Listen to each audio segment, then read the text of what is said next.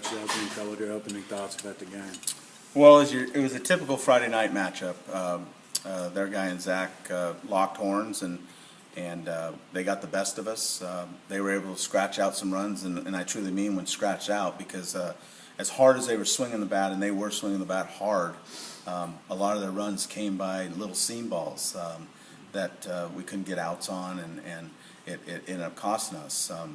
I'll say this.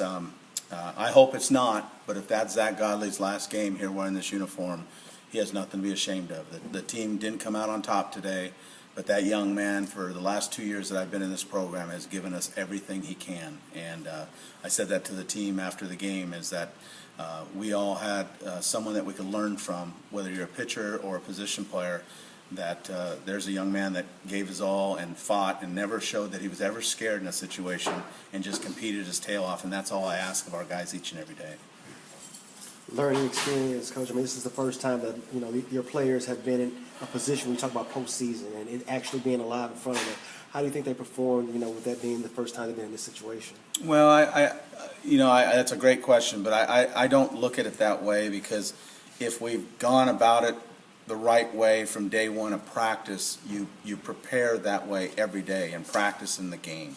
So it doesn't come down to the last weekend and all of a sudden you change because it's a weekend that you need to come out on top a game ahead of someone else to get to a tournament. It should have been something that started back in September when we started workouts, and maybe that's why we haven't continued to perform at the level of my expectations.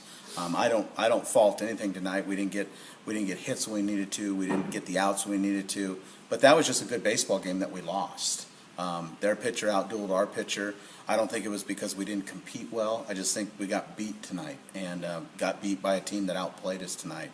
I don't think anything to do with the magnitude of this series for us had anything to do with the outcome of the game. The play, I think it was Ethan got thrown out.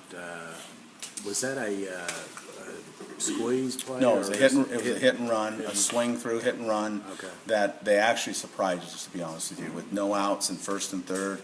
I would have ventured to say that they would have never thrown the ball back to the pitcher, especially with the score the way it was, 5-1. They just outcoached us on that play. They did a play that we didn't expect to happen, and that's what happened on that. It doesn't happen if we make contact. If we make contact, it doesn't happen. We force contact, and it's a hit and run in that situation. That's what the play was. Yeah. I think right now Missouri's winning, so I mean, if they won tonight, I guess then you'd really be in a situation where you got to win. Well, we were in a situation whether they won or lost tonight. I've continued to say this. We've put ourselves in this situation, and I knew it wasn't going to be easy. We haven't made anything easy on ourselves this year, so why should it start now on game 50? Tomorrow will be another battle. Whether they win or lose tonight, it's going to be another battle. We're going to have to show up and play good baseball to beat what I think is a well-coached and a good team in Texas A&M.